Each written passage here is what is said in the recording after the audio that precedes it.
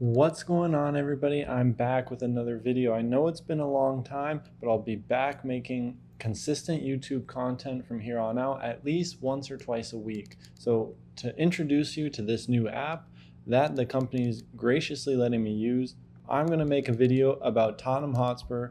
Everybody has been talking about them and their new playing style, completely revolutionized by their new manager. So now before we get into it, as you notice, I'll be using this new app. So if you want to get updated on the app's progress, it's still in testing phase. That's why I'm using it.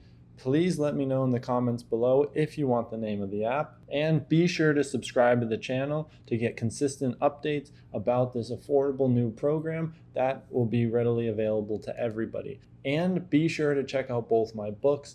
There will be a third one coming out hopefully by the end of next month, and I'll give you updates on that. I'll do a bunch of giveaways to try and give as many free copies away as possible and keep everybody in the loop. Now let's get right into the program. So first, a few features. We can just use our mouse keys to move the camera angle. We can go to a top view as well to see an entire bird's eye view picture. But for now, we'll just keep a close-up with just our Tottenham team in their build-up shape. So now we got to adjust the players to a more realistic setup. So they're two central defenders on the ball. We know they play with very, very narrow fullbacks, usually just edging the border between the half space and the central corridor.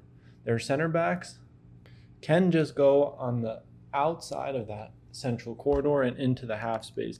Now the key connections will be between the fullbacks and the central defenders, creating these diagonal passes or vertical passes depending on the moment of the game.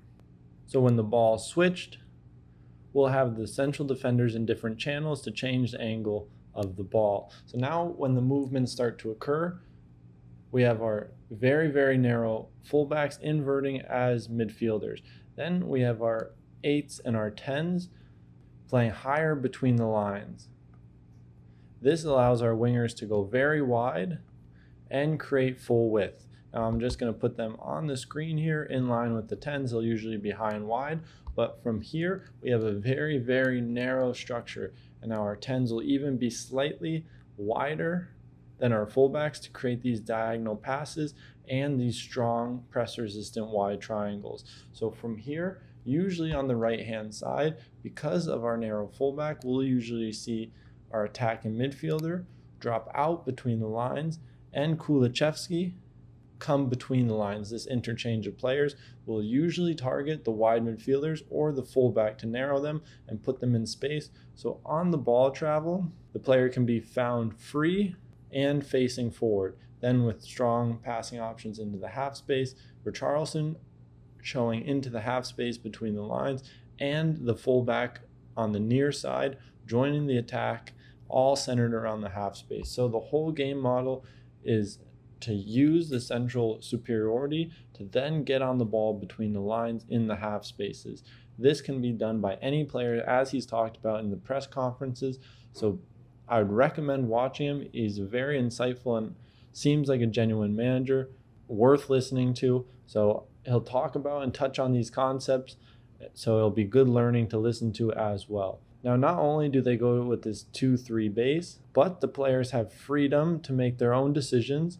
And usually James Maddison playing in a more free role, he can come into a central corridor, use pinning from Richarlison to get on the ball, and this will then free up movements from a fullback to come between the lines, and we can then have an off-centered diamond with a deep and narrow fullback, which will then use asymmetry to pull the opposing team to one side, isolating Son out wide, and creating different dynamics to progress the ball. So with James Maddison coming into this central area, we'll have runners in behind from Kulusevski and Son, Richarlison going off the shoulders of the central defenders. And now we can start to see a complete change in structure with our right fullback now coming as a second holding midfielder. And now we have more of a pentagon shape with James Maddison as the target to get on the ball facing forward.